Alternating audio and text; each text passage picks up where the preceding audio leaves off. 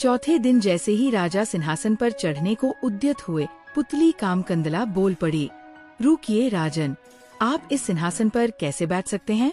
ये सिंहासन दानवीर राजा विक्रमादित्य का है। क्या आप में है उनकी तरह विशेष गुण और त्याग की भावना? राजा ने कहा है, सुंदरी, तुम भी विक्रमादित्य की ऐसी कथा सुनाओ जिससे उनकी विलक्षणता का पता चले। पुतली बोली, सुनो राजन, एक दिन राजा विक्रमादित्य दरबार को संबोधित कर रहे थे। तभी किसी ने सूचना दी कि एक ब्राह्मण उनसे मिलना चाहता है। विक्रमादित्य ने कहा कि ब्राह्मण को अंदर लाया जाए। विक्रमादित्य ने उसके आने का प्रयोजन पूछा। ब्राह्मण ने कहा कि वह किसी दान की इच्छा से नहीं आया है, बल्कि उन्हें कुछ बताने आया है।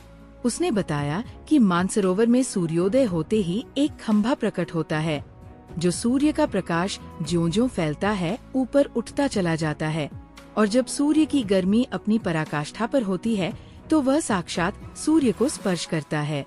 ज्यों-ज्यों सूर्य की गर्मी घटती है, छोटा होता जाता है तथा सूर्यास्त होते ही जल में विलीन हो जाता है। विक्रमादित्य के मन में जिज्ञासा हुई कि आखिर वह कौन है। ब्राह्मण ने बताया कि वह भगवान इंद्र का दूत बनकर आया है। देवराज इंद्र का आपके प्रति जो विश्वास है, आपको उसकी रक्षा करनी होगी। आगे उसने कहा कि सूर्य देवता को घमंड है कि समुद्र देवता को छोड़कर पूरे ब्रह्मांड में कोई भी उनकी गर्मी को सहन नहीं कर सकता। देवराज इंद्र उनकी इस बात से सहमत नहीं है। उनका मानना है कि उनकी अनुकंपा प्राप्त मृत्युलोक का एक राजा सूर्य की गर्मी की परवाह न करके उनके निकट जा सकता है। वह राजा आप है। राजा विक्रमादित्य को अब सारी बात समझ में आ गई। उन्होंने सोच लिया कि प्राणोत्सर्ग करके भी सूर्य भगवान को समीप से जाकर नमस्कार करेंगे तथा देवराज के उनके प्रति विश्वास की रक्षा करेंगे। उन्होंने ब्राह्मण को समुचित दान दक्षिणा देकर विदा किया तथा अपनी योजना को कार्यरूप देने का उपाय सोचने लगे। भोर होने पर दूसरे दिन वे अपना राज्य छोड़कर चल पड़े। एकांत में उन्होंने माँ काली द्वारा प्रदत्त दोनों बेतालों का स्मरण किया। दोनों बेताल तत्क्षण उपस्थित हो गए। विक्रम को दोनों बेताल ने बताया कि उन्हें उस खंभे के बारे में सब कुछ पता है। दोनों बेताल उन्हें मानसरोवर के तट पर लाए। रात उन्होंने हरियाली से भरी जगह पर काटी और भोर होते ही उस जगह पर नजर टिका दी जहाँ से खंभा प्रकट होता।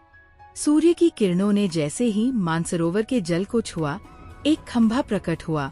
विक्रमादित्य तुरंत तैरकर उस खंभे तक पहुँचे।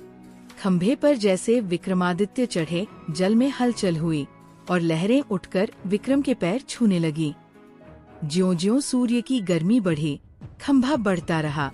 दोपहर आते आते खंभा सूर्य के बिल्कुल करीब आ गया।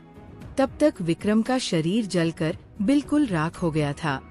सूर्य भगवान ने जब खंभे पर एक मानव को जला हुआ पाया तो उन्हें समझते देर नहीं लगी कि विक्रम को छोड़कर कोई दूसरा नहीं होगा।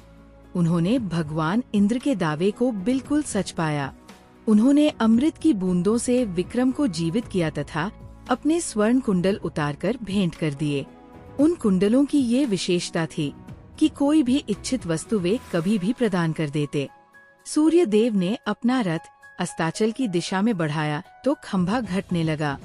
सूर्यास्त होते ही खंभा पूरी तरह घट गया और विक्रम जल पर तैरने लगे। तैरकर सरोवर के किनारे आए और दोनों बेतालों का स्मरण किया। बेताल उन्हें फिर उसी जगह लाए जहाँ से उन्हें सरोवर ले गए थे। विक्रम पैदल अपने महल की दिशा में चल पड़े। कुछ ही दूर पर एक ब्राह्मण मिला जिसने बातों बातों में कुंडल मांग लिए।